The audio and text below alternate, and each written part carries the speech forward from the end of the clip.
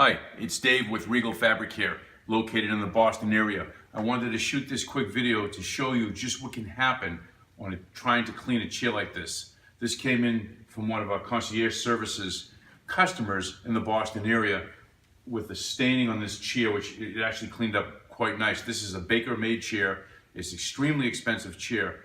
And what we noticed was, you'll see the staining on this white terry towel, that red that you saw in the beginning.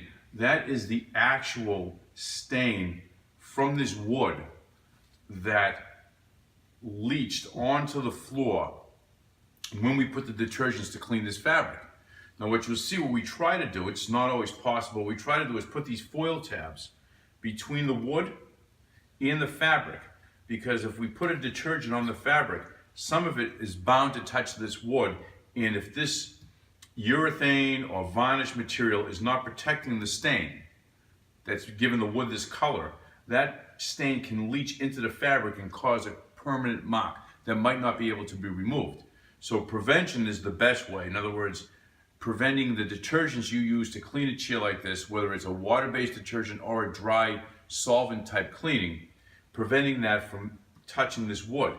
Now again, in areas like this where this leg is, you can't always protect it. You have to know, or hopefully have some confidence that the upholsterer, whoever made this, urethaned up above here where the wood is also, not just where you can see, because the moisture from the detergents can go penetrate through the fabric and leach out. And that goes for the professional cleaners can use this tip, and for homeowners if you try to do your own spot cleaning. If you're spot cleaning anywhere near the wood, you should make a concerted effort to protect the wood from getting damp.